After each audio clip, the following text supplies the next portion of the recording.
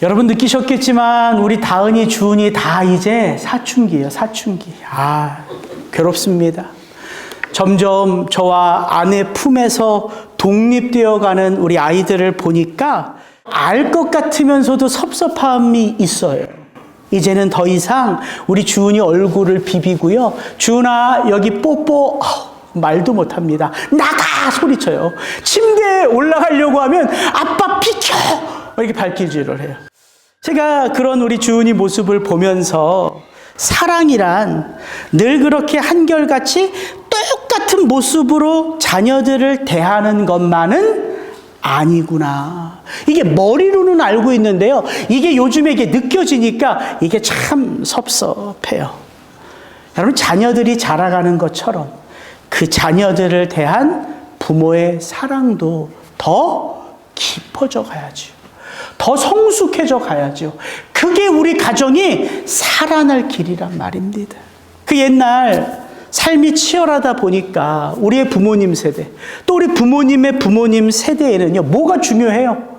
먹고 사는 게 이게 제일 우선순위 아니었습니까? 그렇게 먹고 사는 것에 온 마음을 빼앗기다 보니까 자녀들을 사랑하는 것도, 또 자녀들의 사랑을 체험하는 것도 이분들에게는 다 어려움이었던 것이지요.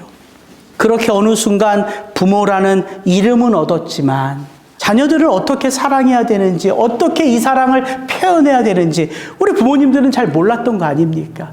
그래서 우리 부모님 모습 생각해 보면 그냥 희생하는 거예요. 희생하는 거. 아끼고 절약하고 희생하고 참아내고, 그게 제가 기억하는 우리 아버지 어머님의 모습이라는 것이지요. 그러나 그럼에도 불구하고요, 어느 순간 나이가 들면 그 투박한 사랑이지만, 그 투박한 모습이지만, 그 부모님의 모습 속에 담겨진 삶은 진실함이기에 누가 가르쳐주지 않아도요, 누가 설명해주지 않아도요, 깨닫게 돼요. 그래서 문득문득 삶을 뒤돌아보면 더 사랑으로 섬겨드리지 못한 게 죄송하고, 지금 내가 이 자리에 이렇게 서 있는 것이 오직 그분들의 은혜요 사랑의 덕분입니다. 고백할 수 있는 것이지요. 새해가 열렸어요. 이제 2024년 이 새해 우리 마음속에 품고 싶은 소망이 많고 다짐하고 결단하고 싶은 거 참 많지요. 그런데 무엇보다 중요한 건 다른 게 아니에요. 과연 이 사랑이 하나님으로부터 내게로부터 우리 가족들 가운데에 흘러가고 있는지를 돌아보는 것입니다. 이런 기사 봤어요. 올해 2024년 전 세계에요, 40개 나라에서 총선과 대선이 있대요. 그 어느 해보다 중요한 한 해입니다. 그리고 시대가요, 이제 마지막 종착역을 향하는 종말의 시대예요. 우리 예수님이 그 마지막 종말의 시대를 내다볼 때 예수님은 이런 말씀하셨어요. 불법이 성함으로 많은 사람의 사랑이 식어지리라. 그래서 우리가 정신 바짝 차리고 다른 그 모든 기도의 제목보다 우선하여 어떤 기도의 제목을? 사랑. 이 사랑이 우리 가정을 버티게 하고요, 이 사랑이 우리 교회와 우리가 살아가는 이 땅의 버팀목이 되게 하는 거거든요. 그래서 올 한 해 이 연초가 시작되면서 여러분 금식하는 분들 많잖아요. 뭐 주세요, 뭐 주세요, 이런 기도 드리기 전에 하나님, 식어진 내 마음의 사랑이 불일 듯 일어날 수 있도록, 그래서 나를 만나는 우리 손주 손녀들이, 내가 만나는 우리 동료들이, 우리 성도들이 이 불일 듯 일어나는 이 사랑 안에서 하나님 볼 수 있도록 내 기도 그리스도 예수의 그 십자가 사랑 안에 녹여주시고 빚어주옵소서. 우리 이 기도를 가장 먼저 드렸으면 좋겠어요. 아멘이십니까? 예. 여러분, 그 사랑의 기도가 우리 자녀들을 위한 참 아비된 자의 기도고요, 그 사랑의 기도가 지금 고통 가운데 신음하는 우리 성도들을 위한 아름다운 중보의 기도입니다. 여러분, 그 마음을 가지고요, 오늘 호세아서 11장을 찬찬히 읽어보시면 보이는 게 있습니다. 이 땅에 택하신 영혼 한 영혼을 자녀로 삼아 그들에게 온 사랑을 베푸시는 아버지 하나님의 사랑이에요. 정말 호세아서 11장은요, 그 아버지 하나님의 사랑 그대로가 보여집니다. 그래서 오늘은 그 이야기를 좀 여러분과 나누기를 원합니다. 여러분, 우리가 하나님 하면 이렇게 착각하기가 쉬워요. 하나님에게는 모든 것이 그냥 저절로 마치 다 되는 것처럼 생각하기가 쉬워요. 왜인지 아세요? 하나님은 하나님이시니까. God is God. 하나님은 전지하시고 하나님은 전능하시니까 하나님은 모든 게 다 저절로 그냥 되는 것처럼 생각하기가 쉽다고요. 사람을 쓰시는 것도, 패역한 나라를 심판하시는 것도, 이 세상 가운데 하나님의 임재를 드러내는 것도 하나님에게는 너무 쉽다고 생각한다고요. 그러니까 하나님에게 어떤 고민이 있다? 갈등이 있다. 우리 하나님이 뭔가 아쉬워한다, 후회하신다. 그렇게 생각하는 것 자체가 믿음 없는 것처럼, 불경스러운 것처럼 생각하기가 쉽다고요. 그렇잖아요. 하나님은 전능하시니까. 근데 정말 그럴까요? 하나님은 마음에 갈등도 없고 아픔도 없고 하나님은 힘든 게 전혀 없을까요? 그렇지 않아요. 그게 오늘 호세아서 11장에 나와 있다고요. 그 하나님의 모습을 보는 게 오늘 설교의 주 핵심입니다. 물론 하나님은 전능하세요. 하나님은 다 아세요. 그런데 그 하나님이 사랑하기로 택하신 누가 문제예요? 우리가 문제예요, 우리가. 하나님에게 문제가 있는 게 아니라 우리가 참 어려운 존재들인 것이지요. 인간은요, 누군가 내 마음 중심에서 나를 지배하는 것을 받아들이는 게 어려워요. 인간은 그런 존재예요. 그래서 죄가 없는 그 에덴 동산에서도 인간을 무엇으로 사단이 꼬여요? 하나님이 정말 그런 것 같아? 이거. 너 하나님이 정말 저 선악과 그런 이유 때문에 따먹지 말라고 하신 것 같아? 여러분, 이 질문 하나 때문에 갈등이 있는 게 인간이에요. 왜요? 그 마음의 중심을 그 누구에게 빼앗기고 싶지 않은 게 인간의 본성이기 때문에 그래요. 여러분, 이게 인간의 죄성이에요. 그런 인간의 죄성을 하나님이 바라보시며 그런 죄된 인간과 함께 하시면서 도대체 하나님은 그런 죄 많은 인간을, 그 누구의 다스림도 받기 원하지 않는 그 인간을 하나님이 도대체 어떻게 사랑하시며 어떤 마음으로 사랑하시는지가 오늘 호세아서 11장에 나와 있다고요. 그래서 그 호세아서 11장을 여러분 묵상하며 읽어보시면 적용할 수가 있어요.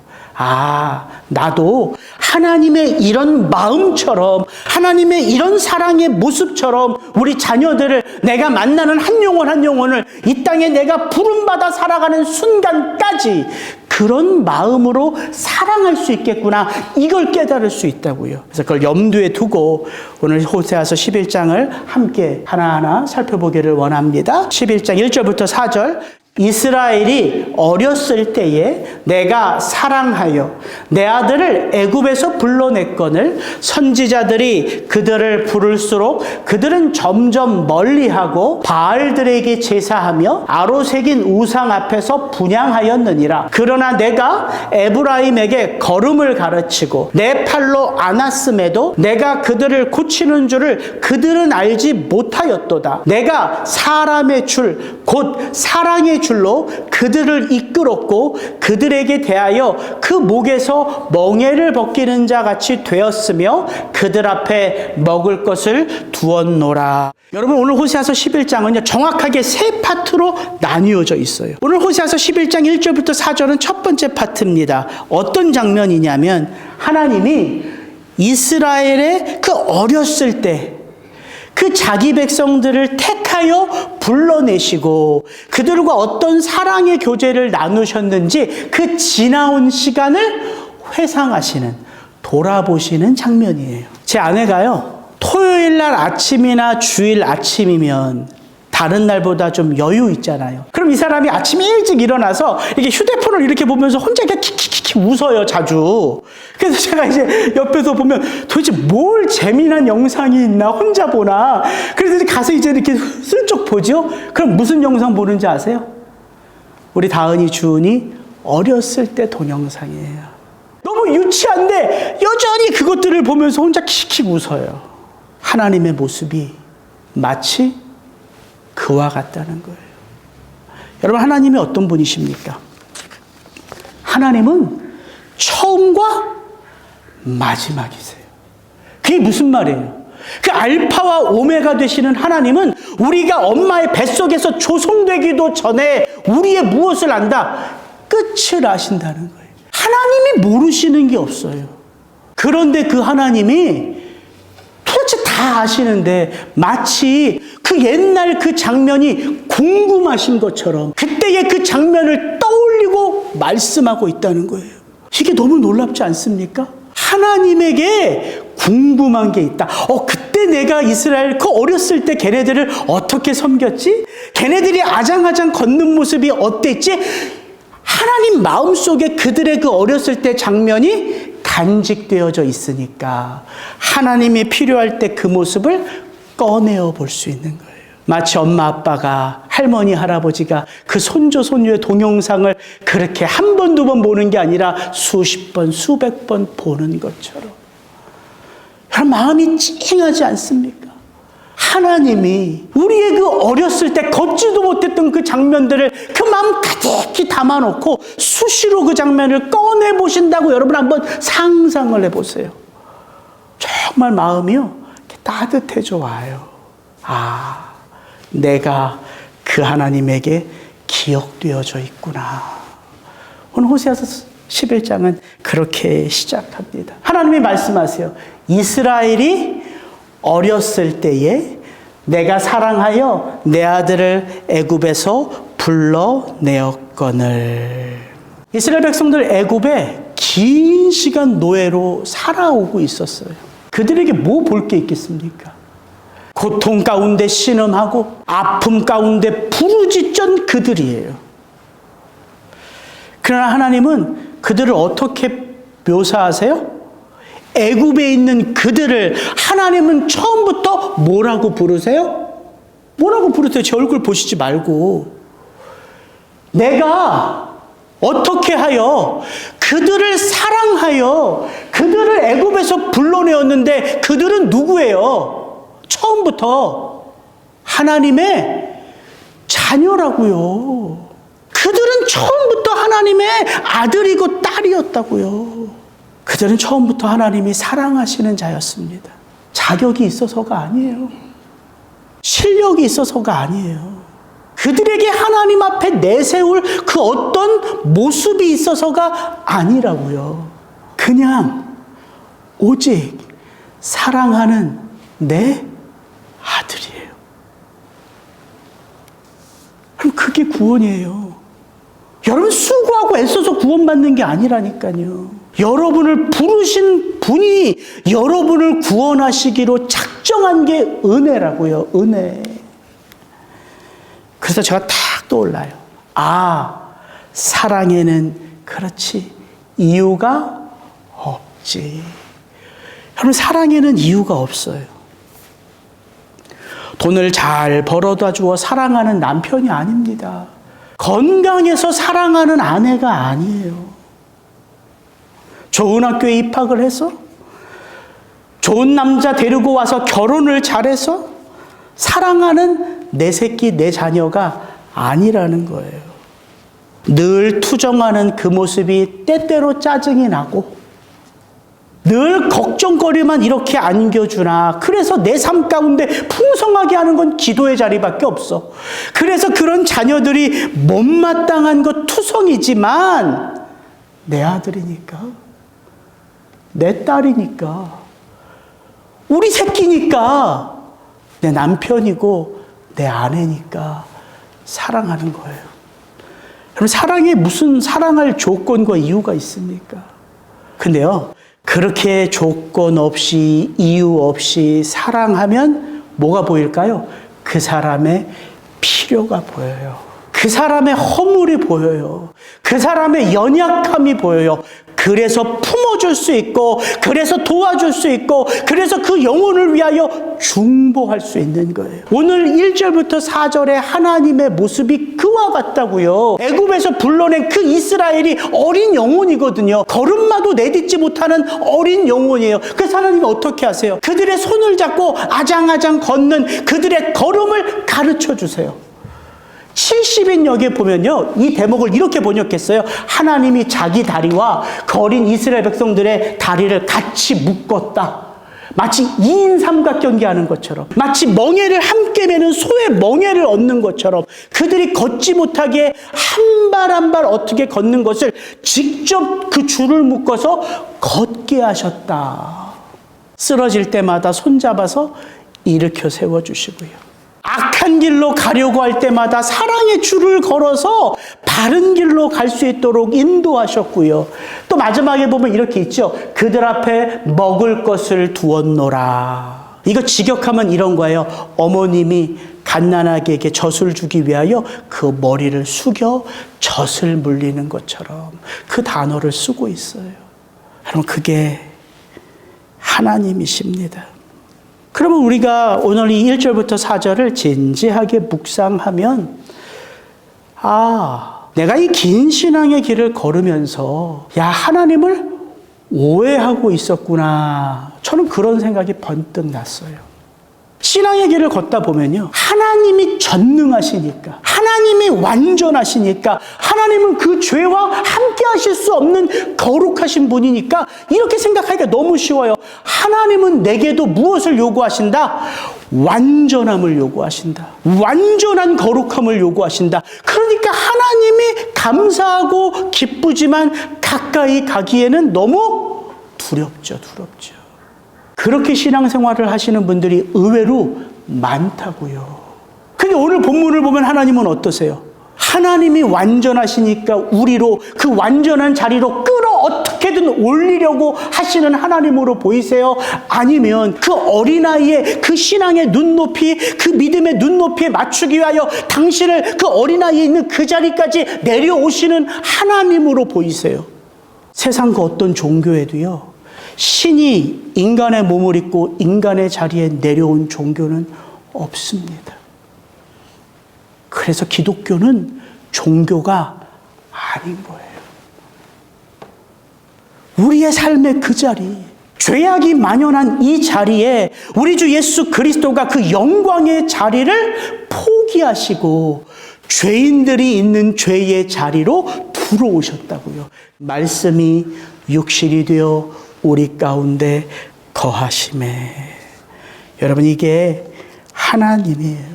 근데 오늘 또 본문을 가만히 읽어보면요, 참 그렇게 택하신 자기 자녀들을 정말 사랑하시는 하나님의 모습만 담겨져 있는 것이 아니라 그 하나님의 그 순수한 사랑에 대조적으로 죄 많은 인간의 모습 그대로도 담겨져 있지요. 내가 사랑하여 내 아들을 그 애굽에서 불러냈거늘. 그들은 어때요? 선지자들을 통하여 그들의 그 삶의 자리에서 부르면 부를수록 점점 멀어져 바알들에게 제사하며 아로새긴 우상들 앞에서 분향하였더라. 다 복수용으로 되어 있습니다. 바알들, 우상들. 인간이 갖는 죄성의 모습 그대로가 드러나 있지요. 인간, 위급하면 어디를 올려다봐요? 위를 올려다보죠. 위급하면 하나님을 찾아요. 그런데 평안하면 어디를 보죠? 위를 보지 않고요, 내 주변을 보죠. 그게 인간이에요, 인간.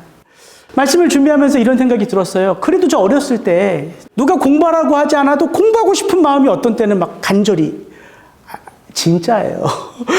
그리고 어떤 때는 내 방을 누가 치우라고 하지 않아도 치우고 싶은 마음이 가끔씩 있었다고요. 그 중고등학교 시절. 오늘은 밤새 공부해야지. 오늘은 내 책상부터 정리하고 공부해야지. 그런 마음이 있다가도 누가? 우리 형우가 임마 공부 좀 해 임마 너 요즘. 우리 엄마가 얘야, 좀 방 좀 치워가며 공부 좀 해라. 이 소리가 들리면요, 그 선한 마음은 어느덧 부서져, 사라져. 오늘도 내 공부 안 하고 말지. 오늘도 방 안 치우고 말지. 이럴 때가 가끔 있었거든요. 저는 그게 죄성 같은 거예요. 내게 좋은 의도가 있고 내게 좋은 마음이 있어도 누가 나에게 그것을 명하면 하기 싫은 게 인간이에요. 저만 그래요? 나빠서 성격이? 다 안 그러신 것처럼 그러지만 그게 인간이라고요. 왜 그럴까요? 인간은요, 아무리 내가 못났어도 우리 마음의 중심 속에는 어떤 생각이 있냐면, 그렇게 내가 못났어도 이 세상은 누구를 중심으로 돌아가기를 원해요? 이 못난 나. 인간이 그래요. 그래서 오늘 본문에 보면 하나님의 섭섭한 마음 또한 담겨져 있음을 알 수가 있는 것이지요. 여러분, 어떤 길은 사람이 보기에 바른 것처럼 보여져도, 어떤 길은 사람이 보기에 좋은 것처럼 느껴져도 필경은 어떤 길이에요? 사망의 길이에요.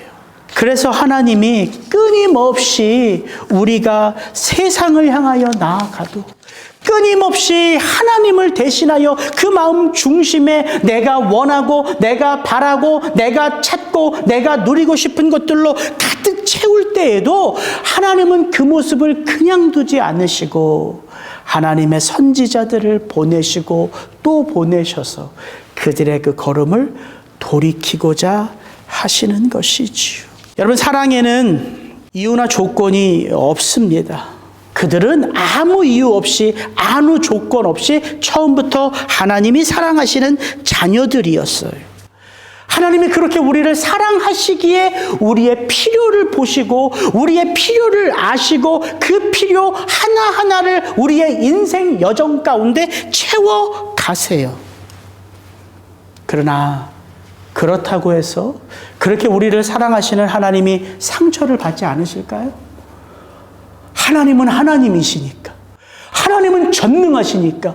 그렇다고 해서 우리 하나님이 우리의 죄악된 마음을 보시면서 아파하지 않으실까요? 아니요. 하나님은 상처를 받으시고요. 하나님은 그 마음이 아파하시고요. 하나님은 그 마음이 불같으세요. 그게 5절부터 7절입니다. 그들은 애굽 땅으로 되돌아가지 못하겠거늘 내게 돌아오기를 싫어하니 아수르 사람이 그 임금이 될 것이라. 칼이 그들의 성읍들을 치며 빗장을 깨트려 없이 하리니 이는 그들의 계책으로 말미암음이니라. 내 백성이 끝끝내 내게서 물러가나니 비록 그들을 불러 위에 계신 이에게로 돌아오라 할지라도 일어나는 자가 하나도 없도다. 여러분, 하나님의 사랑은 마냥 기다리는 사랑이 아니에요. 그렇게 생각하신다면 이거 철저하게 오해하고 있는 것입니다. 마냥 기다리시는 사랑이 아니에요. 예, 물론 하나님은 영원하세요. 그러나 그 하나님의 사랑 안에서 자라가야 할 우리는 이 땅에서의 삶이 유한하잖아요. 이 땅에서의 삶이 영원한 건 아니잖아요. 그래서 하나님의 사랑은 마냥 기다리는 사랑이 아니라는 거예요. 그래서 여러분, 하나님의 사랑은요, 분명한 방향과 목적을 가지고 오직 그 때를 향하여 움직이세요. 하나님은 그 때. 그래서 전도서 기자가 이렇게 말하는 거예요. 범사에 기한이 있고 천하 만사가 다 때가 있나니. 우리는 알 수 없어요. 그러나 누구는 아세요. 이 세상을 하나님 당신의 경륜 안에서 섭리하시는 하나님은 다 아세요. 그래서 그 때를 향하여 하나님의 역사하심이 택하신 영혼들 한 영혼 한 영혼 가운데 다 다르게 역사하는 거예요. 누군가에게는 기다림의 때로, 누군가에게는 열매 맺을 때로, 누군가에게는 자라가야 할 때로, 누군가에게는 회초리를 드는 때로, 누군가에게는 심판의 때로, 그 때를 향하여 움직이시는 하나님의 섭리. 여러분, 우리가 이걸 기억하셔야 돼요. 그래서 하나님은 무조건 사랑이다? 아니요. 무조건 사랑하니까 무조건 기다리시고 무조건 용서하신다? 아니요. 하나님의 목적은 오직 하나예요. 택하신 영혼의 온전한 구원의 삶. 바로 그때를 향하여 하나님이 움직이시는 거예요. 그래서 오늘 5절부터 7절을 보면 여러분 어떤 단어가 눈에 확 들어오세요? 친절하게 안내해드리기 위해 줄까지 쳐놨어요. 끝끝내 이거 눈에 들어오지 않습니까? 내 백성이 끝끝내 내게서 물러가나니 내가 그렇게 돌아오라 애를 써도 끝끝내 돌아오지 않으니. 여러분 이게 인간의 죄성이에요. 또 어떤 단어가 눈에 들어오세요? 하나도예요. 하나도. 그들을 불러 위에 계신 이에게로 돌아오라 할지라도 일어나 내게로 돌아오는 자가 하나도 없도다. 그래서 성경에서 계속 강조되는 게 의인 한 사람 아닙니까? 의인 한 사람. 개역 개정에는 저 5절부터 7절까지 저렇게 끝끝내 하나도 이렇게 우리가 이해하기 쉽도록 친절하게 저 단어를 저렇게 번역해 놓았지만 히브리어 원어를 보면 사실 저런 부사구는 없어요. 끝끝내 이런 표현 없습니다. 하나도 이런 표현 없어요. 히브리어 원어를 보면. 근데 왜 어떻게 이 성경을 번역하는 자들이 저 끝끝내 하나도 이런 단어를 우리가 이해하기 쉽도록 추가할 수 있었을까요? 성경은 그냥 막 번역하는 게 아니거든요.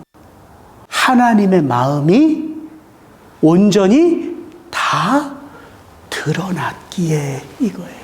그 하나님의 마음이 온전히 다 드러났기에 저런 단어들을 이해하기 쉽도록 추가하여 번역할 수 있는 거예요.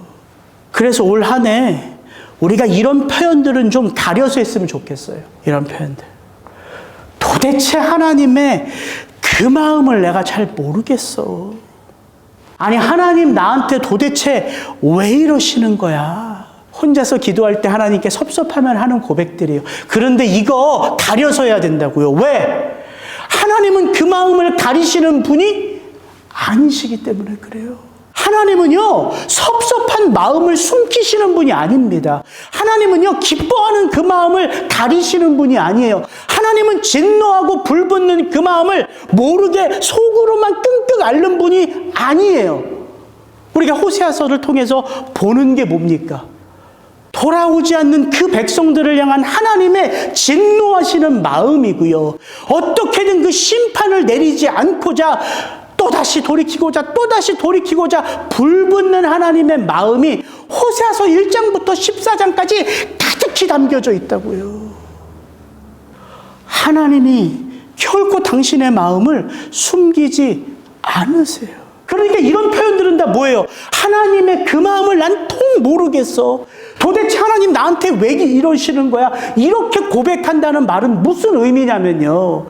이 절망스러운 문제 가운데, 이 절망스러운 아픔 가운데, 이 절망스러운 자리 가운데 하나님 앞에 진실하게 서서, 죄송합니다. 이게 또 소리가 높아지지. 하나님 앞에 진실하게 서서 그 하나님을 알고 싶은 마음을 한 번도 제대로 물어보지 않았다는 것밖에 드러내지 않는다고요. 하나님은 결코 그 마음을 감추시지 않으니까. 하나님, 도대체 저한테 왜 그러세요? 여러분 마음을 담아서 그 하나님께 올려드리면요, 하나님이 가르쳐 주세요. 왜 그러시는지. 도대체 무엇이 잘못되어 있고 하나님이 내게서 어떤 삶을 원하시는지 하나님이 알려주신다고요. 그거 알려주고 싶어서 안달나신 하나님이 호세아서에 가득히 나와 있는데 그 하나님한테 왜 도대체 나한테 이러냐고 그냥 불평불만을 쏟아내면 하나님이 바라보시면서 너무 마음이 아프세요. 너 들을 수 있는 마음의 준비가 지금 하나도 안 돼 있어. 내가 말해줘도 너 들리지 않아. 여러분 이게 하나님의 마음이라고요. 그래서 이 백성들 가운데 끝끝내 돌아오지 않고 끝끝내 하나님께 나아오지 않는 그들을 향한 하나님의 심판과 진노는 완전하세요. 보세요. 애굽 땅으로 되돌아갈 수 없는 그들이 애굽 땅을 기웃기웃거려요. 하나님을 왕으로 모시는데 그 마음을 쏟지 않으니까 누가 그들의 삶 가운데 왕이 돼요? 아수르가 왕이 돼요. 하나님은 끊임없이 외치시지만 그들의 귀가 끊임없이 닫혀 있어 끝끝내 돌아오지 않으니까 하나님이 심판을 내리시는데 그 심판은 이렇습니다. 칼이 그들의 성읍들을 치며 빗장을 깨뜨려 없이 하리니 이는 그들의 계책으로 말미암음이니라. 저기에 빗장, 문 게이트를 말하는데 저 단어가요, 동음 이의어로 한 단어를 정확하게 지칭해요. 뭐냐면 거짓 선지자. 하나님이요, 자기 백성을 그렇게 잘못된 길로 인도하는 그 거짓 제사장들의 그 입을 하나도 남김없이 다 쳐버리시겠다는 거예요. 하나님의 심판이 그렇게 완전하세요. 여러분, 그러면 끝인 거잖아요, 이제. 그 하나님의 심판이 완전하게 그 땅 가운데 임하면 다 끝이잖아요. 근데 호세아서 11장은 여기서 끝나지 않아요. 결론은 바로 여기입니다. 이거 같이 한번 읽고 정리하겠습니다. 에브라임이여, 내가 어찌 너를 놓겠느냐? 이스라엘이여, 내가 어찌 너를 버리겠느냐? 내가 어찌 너를 아드마같이 놓겠느냐? 어찌 너를 스보임같이 두겠느냐? 내 마음이 내 속에서 돌이켜 나의 긍휼이 온전히 불붙듯 하도다. 내가 나의 맹렬한 진노를 나타내지 아니하며 내가 다시는 에브라임을 멸하지 아니하리니 이는 내가 하나님이요 사람이 아님이라. 내 가운데 있는 거룩한 이니 진노함으로 내게 임하지 아니하리라. 호세아서 11장을 읽어보신 분들이라면 제가 무엇을 덧붙여 주석하거나 해설하지 않아도요, 이 8절 9절을 읽기만 해도요, 하나님의 마음이 느껴져요. 호세아서 전체를 이끄는 핵심 구절인 것을 알 수가 있어요. 여러분, 심판이 내려졌습니다. 모든 것이 끝났다 말하는 그 심판의 한 복판에서 하나님은 혼자서 중얼거리세요. 누구에게 들으라고 말씀하시는 건데 이거 가만히 읽어보면요, 하나님이 당신에게 말씀하시는 거예요. 내가 어찌 내 아들을 놓겠느냐? 내가 어찌 내 딸을 버리겠느냐? 내가 어찌 내 아들과 내 딸을 그 소돔과 고모라가 멸망하는 그때 멸망했던 아드마같이 스보임같이 멸망시키겠느냐? 자녀들을 키우면서 이 마음 여러분 느끼셨잖아요. 엇나가는 그 자식들이 너무 괴로워서 회초리를 들어 그 녀석의 발을 수도 없이 때리지만 그 아들이 잠들면 살며시 그 옆에 가서 그 멍든 다리에 연고를 발라주는 게 어머니의 마음이고 아버지의 마음 아닙니까? 하나님의 마음이 그와 같다고요. 갈등이 없으시다고요? 하나님이니까 모든 게 다 쉽게 척척 알아서 저절로라고요? 아니요. 하나님의 마음이 지금 이 오늘 본문에 보면요, 갈등투성이에요. 괴로움투성이에요. 그 단어 하나만 좀 볼게요. 여기 내 마음이 내 속에서 돌이키어 나의 긍휼이 온전히 불붙듯 하도다. 저기 저 돌이키어라는 히브리어가요, 더 정확하게 쓰인 곳이 있는데 여기서 쓰였어요. 창세기 19장 24절 25절. 여호와께서 하늘 곧 여호와께로부터 유황과 불을 소돔과 고모라에 비같이 내리사 그 성들과 온 들과 성에 거주하는 모든 백성과 땅에 난 것을 다 엎어 멸하셨더라. 여러분, 소돔과 고모라는 역사상 존재하는 도시인데요, 역사상 그 흔적도 남지 않은 도시로 완전히 엎어졌어요. 하나님이 완전히 진멸하셨기에 다 뒤집어 엎으셨어요. 그 단어예요. 지금 하나님이 당신의 마음을 뒤집어 엎으셨다고요. 왜요? 사랑하니까. 내 아들, 내 딸, 내 백성을 포기할 수 없으니까. 그래서 성경을 보면요, 하나님이 돌이키셨더라, 하나님이 후회하셨더라, 이거 다 인간적인 우리들을 빗대어 표현하는 표현이기는 하지만 그렇게밖에 하나님을 표현할 수 없는 거예요. 우리가 하나님의 그 마음을 알 수 없으니까. 그러나 분명 하나님의 마음은 그렇게 하나님 안에서 끊임없는 갈등이 있다고요. 왜? 사랑하는데 돌아오지 않는 내 아들, 내 딸을 향하여 그 마음이요 불붙듯 하신다고요. 우리 한 사람 한 사람 택한 영혼들을 사랑하는 그 하나님의 사랑, 여러분 결코 쉽지 않습니다. 하나님이 너무너무 어려워하세요. 형우가 내가 너 하나 사랑하는 게 이렇게 어렵다. 하나님이 우리에게 이렇게 말씀하시죠. 신명기 6장 5절. 너는 마음을 다하고 뜻을 다하고 힘을 다하여 내 하나님 여호와를 사랑하라. 그럼 마음의 중심에 생명이 깃들잖아요. 그러니까 마음이 제일 중요해요. 그 마음에 생각이 담기고 그 마음에 믿음이 담기고 그 마음에 하나님의 역사가 담겨 그 마음의 것에서부터 삶이 나오는 거예요. 그러니까 사랑도 그 마음에서부터 시작하는 거예요. 그래서 마음을 다하고 뜻을 다하고 힘을 다하고 정성을 다하여 내 하나님 여호와를 사랑하라. 이 드러난 사랑이 그 생명의 중심에서 나오는 믿음의 역사란 말이에요. 항상 저 신명기 말씀을 읽을 때마다 아니 하나님은 도대체 우리에게만 저렇게 말씀하시나? 아니요. 몇 년 전에 예레미야서를 읽을 때 저는 봤어요. 하나님이 그렇게 우리를 사랑하세요. 예레미야 32장 35절부터 42절인데 저 너무 기니까 간단하게 요약하면 예레미야서를 읽으면요 너무 헷갈려요. 이제 이스라엘 남유다가요 멸망하는 때의 이야기입니다. 예레미야 선지자가 백성들에게 말해요. 이제 하나님이 이 예루살렘 성의 이 영광을 거두어 가신다. 이 예루살렘 다 무너질 것이다. 이제 쳐들어오는 바벨론에 우리는 다 포로로 잡혀갈 것이다. 이런 예언을 하니까 그 이스라엘 백성들이 누가 좋아요? 유다 백성들이. 거짓 선지자들은 이렇게 말해요. 하나님의 권능이 바벨론보다 더 크다. 하나님은 당신의 성 예루살렘 성에 좌정하시는데 이 성은 결코 무너지지 않는다. 이 두 개의 예언이 팽팽하게 그 예루살렘에 가득합니다. 누구의 예언이 진짜예요? 의미로 보면 거짓 예언이 훨씬 더 듣기가 좋지요. 하나님은 바벨론보다 힘도 더 세시고 하나님이 이 예루살렘 성의 주인이세요. 근데 그들의 입에서 나온 건 거짓 예언이에요. 그러니까 예레미야서를 읽어보면 하나님의 심판이 가득해요. 근데 갑자기 또 예레미야서를 읽어보면요. 그러나 이렇게 말이 나오고요. 하나님이 혼자서 신나서 이 패역한 땅 예루살렘 땅의 모든 성도들을 다시 포로에서 돌이켜 여기서 기쁨의 웃음이 가득하겠다고 만드세요. 호세아서랑 똑같단 말이에요.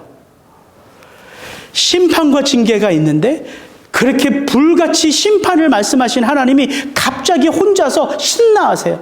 내가 거리거리마다 하나님의 영광을 찬송하는 소리가 가득하게 하고 내가 사람들의 입에 더 이상은 여호와 하나님을 알라 말하지 않도록. 왜? 모두가 다 그 여호와 하나님을 아니까.